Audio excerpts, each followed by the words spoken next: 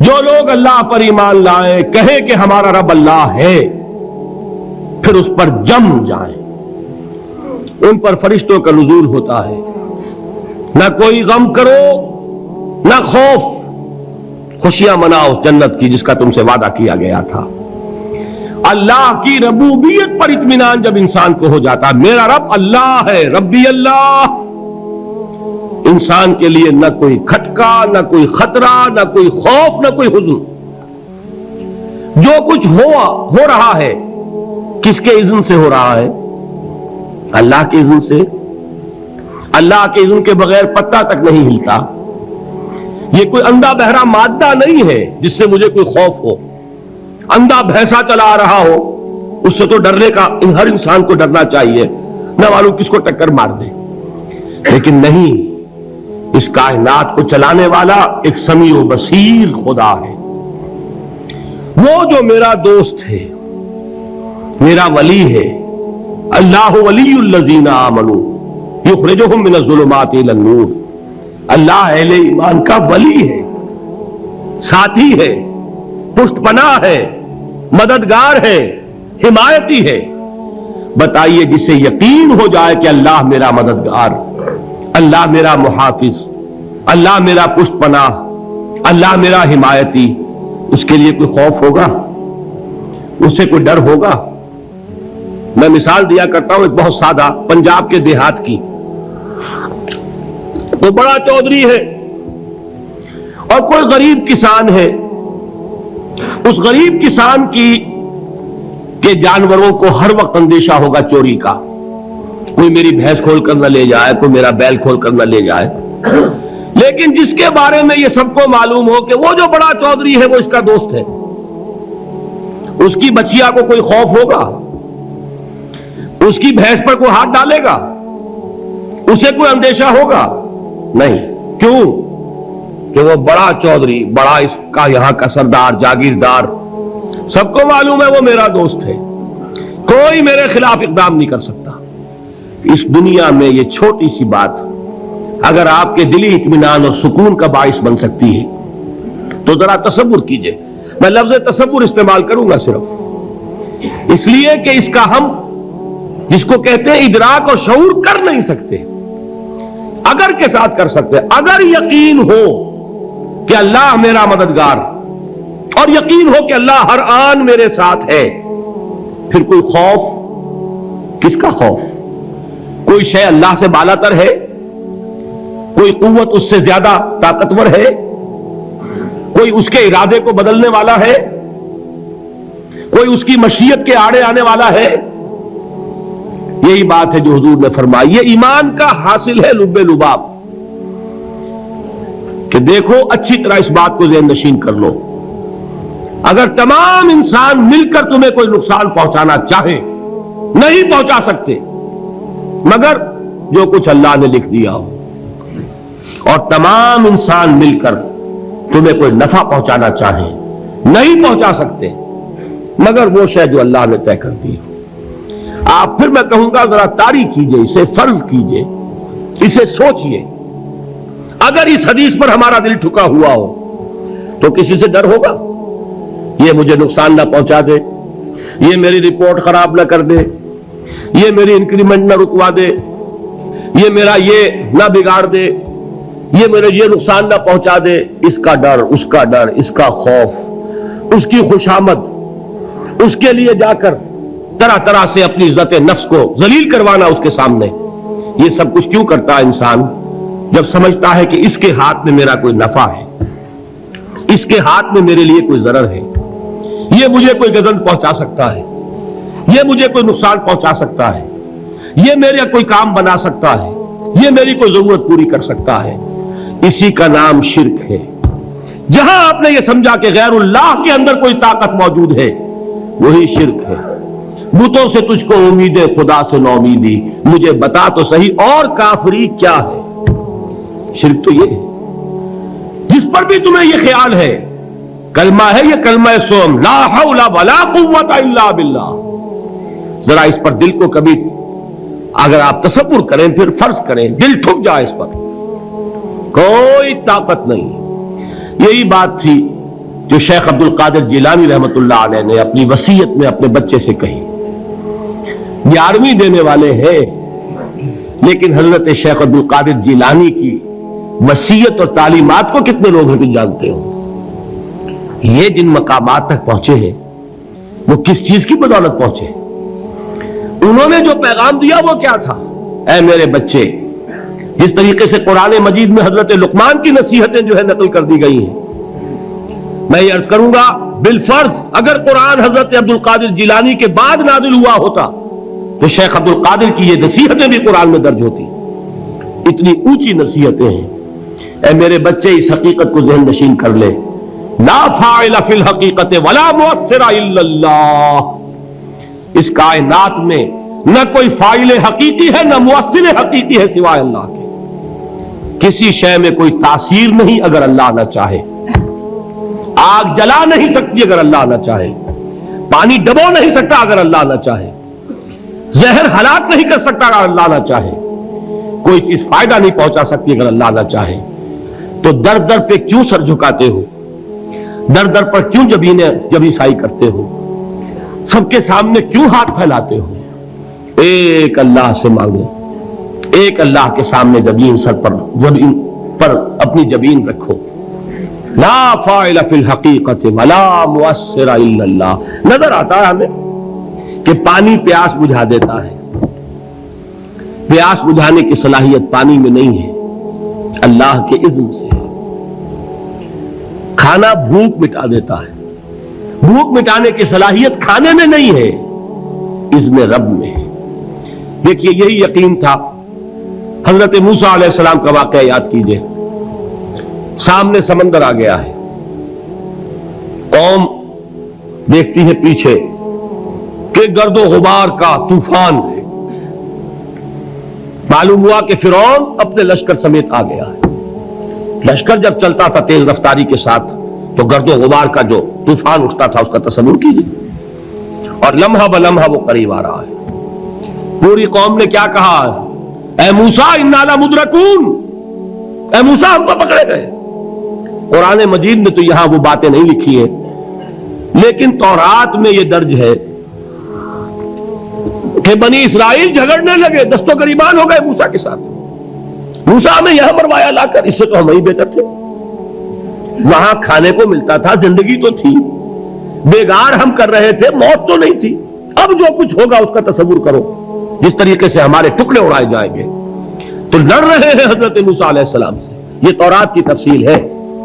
قرآن میں صرف اتنا آیا ہے، پریشان ہو کر انہوں نے کہا انا لمدرکون، موسیٰ ہم تو پکڑے گئے. اس وقت موسیٰ کا جواب کیا ہے؟ کلا ان معی ربی سیہدین. نہیں، میرے ساتھ میرا رب ہے، وہ راستہ دے گا. بتائیے کہاں راستہ نظر آ رہا ہے؟ یہ ہے ایمان بالغیب. راستہ نظر نہ آئے تب اللہ پر یقین ایمان ہے. جیب میں پیسے ہوں اور تب دل کو اطمینان ہے تو ایمان کس پر ہوا؟ پیسے پر، اللہ پر نہیں. جب وسائل و ذرائع نہ ہو اور پھر یقین ہو کہ اللہ مسبب الاسباب ہے، وہ اسباب کا پابند نہیں ہے، وہ اسباب کا محتاج نہیں ہے، اسباب اس کے محتاج ہے. اگر یہ یقین ہے تو اللہ پر ایمان ہے. یہ نہیں ہے تو تمہارا ایمان اسباب پر ہے، وسائل پر ہے، ذرائع پر ہے، مادیات پر ہے، اللہ پر نہیں. اس وقت کہاں راستہ تھا؟ کوئی راستہ تھا؟ سمندر ہے اور ادھر سے لشکر آ گیا ہے. کلا ان معی ربی سیہدین. اب دیکھیے ایمان کہہ دینا آسان ہے، ہوا معکم اینما کنتم، جہاں کہیں بھی تم ہوتے ہو اللہ تمہارے ساتھ ہوتا ہے. لیکن اس کا یقین قائم ہو جائے تو زمین و آسمان کا فرق واقع ہو جائے. یہی بات ہوئی حضور کے ساتھ.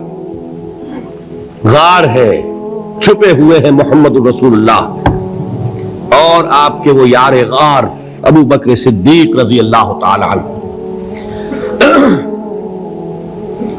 اقبال نے حضرت ابو بکر کی شان میں چند اشعار کہے صرف، لیکن واقعہ یہ ہے کہ بھاری بھاری نظموں پر اور قصیدوں پر بھاری ہے. طویل ترین نظمیں اور قصیدے ہوں ان پر بھاری ہے. ہمت ابو بکر کی ہمت جو ہے کشت ملت را چو ابر، جیسے بارش سے کھیتی اپجتی ہے، ابو بکر کی ہمت اور عزیمت اس امت کو اسی طرح سینچنے والی ہے۔ ثانیے اسلام و غار و بدر و قبر، وہ دوسرے تھے اسلام میں، دوسرے پہلے کون تھے؟ انا اول المومنین، حضور فرماتے ہیں سب سے پہلا ایمان لانے والا میں، دوسرے ابو بکر۔ ویسے ہمارے ہاں یہ چلتا ہے اختلاف، حضرت علی پہلے ہے کہ حضرت ابو بکر پہلے ہے، لیکن اس میں بڑی خوبصورت تطبیق قائم کی ہے علماء نے، اور بہت صحیح ہے۔ چار کے بارے میں فیصلہ ہی مت کرو کہ کون پہلے ہے، ان کی ایک عجیب تقسیم کر دی ہے۔ آزاد مردوں میں، بالغ مردوں میں سب سے پہلے ابو بکر، بچوں میں سب سے پہلے علی، خواتین میں سب سے پہلے خدیجہ، اور غلاموں میں سب سے پہلے زید بن حارثہ۔ بڑی پیاری تقسیم ہے، یہ چاروں ہی پہلے ہیں، ہر ایک کے لیے اولیت ہے۔ اور واقعہ یہ ہے کہ اگر زمانی اعتبار سے تعین ہوگا تو پہلے خدیجۃ الکبریٰ آئیں گی رضی اللہ تعالی عنہ، کسی اور سے بات کرنے کی نوبت بعد میں آ سکتی ہے، پہلے تو اہلیہ محترمہ سے بات ہوئی، آتے ہی پہلی وحی ہوئی ہے، ابھی تبلیغ کا حکم نہیں تھا، کس کو بتایا واقعہ؟ ابھی اپنی نبوت کی تبلیغ کا تو حکم ہی نہیں آیا، واقعہ کس کا ہے؟ وہ خدیجہ کا ہے۔ جب کہا ہے کہ خشیت علی نفسی، مجھے اپنی جان کا اندیشہ ہے، تو کیا جواب دیا خدیجہ نے رضی اللہ تعالی عنہا؟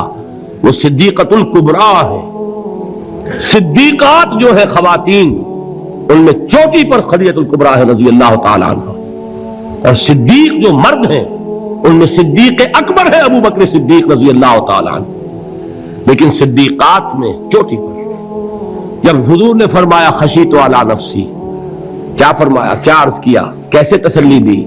نہیں نہیں، اللہ آپ کو ضائع نہیں کرے گا، آپ غریبوں کے ہمدرد ہیں، آپ مساکین کے تکالیف رفع کرنے والے ہیں، آپ بیواؤں کی سرپرستی کرتے ہیں، آپ مسافروں کی خدمت کرتے ہیں، اللہ آپ کو ضائع نہیں کرے گا۔ یہ یقین ہے اس خاتون کے اندر۔ خیر وہ ایک علیحدہ بات ہو جائے گی۔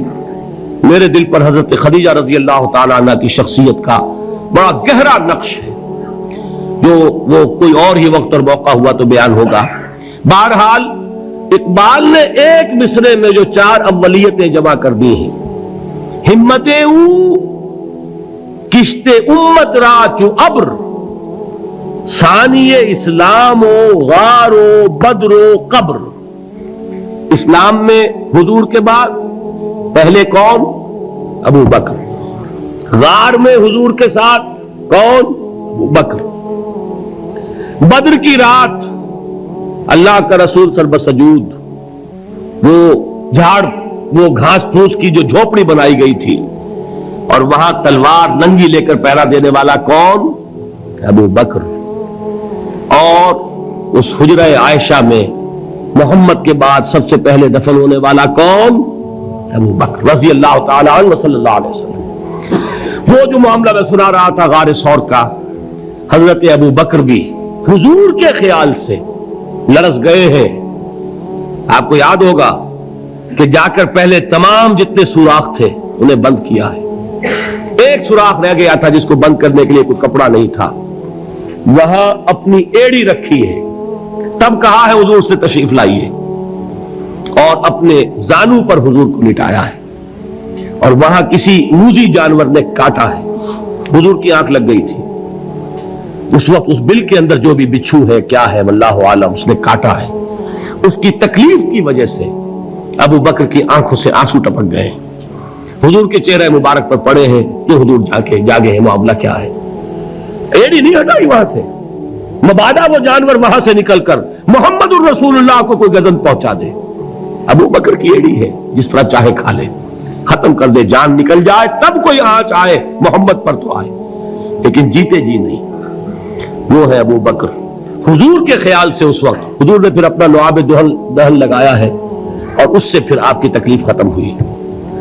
جیسے خیبر میں حضرت علی کی آنکھ دکھ رہی تھی، اس کو جو شفا حاصل ہوئی وہ بھی حضور کے لعاب دہن سے ہوئی۔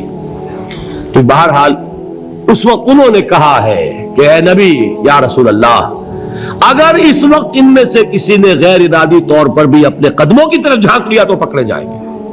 کیا جواب تھا اللہ کے رسول کا؟ لا تحزن ان اللہ معنا، اللہ ہمارے ساتھ ہے، کیوں گھبراتے ہو ابو بکر؟ یہ ہے ایمان باللہ، میرا مالک اللہ، میرا رازق اللہ، میرا محافظ اللہ، میرا مددگار اللہ، میرا پشت پناہ اللہ، میرا دوست اللہ۔ یہ دوستی ہے اللہ کی جو لب لباب ہے، حاصل ہے ایمان کا، اسی کا نام ولایت ہے۔ اولیاء اللہ کے سروں پر سینگ نہیں ہوتے، جس کے دل میں ایمان راسخ ہو چکا ہو وہی اللہ کا ولی ہے، جسے اللہ پر یقین ہو چکا ہے وہی اللہ کا ولی ہے، جسے یقین ہے اللہ میرے ساتھ ہے، میرا مددگار، میرا پشت پناہ، میرا ساتھی، میرا دوست، میرا محبوب، میرا محب۔ اللہ اہل ایمان سے محبت کرتا ہے۔ واللہ یحب الصادقین، ان اللہ یحب الذین یقاتلون فی سبیلہ صفا کانہم بنیان مرصوص۔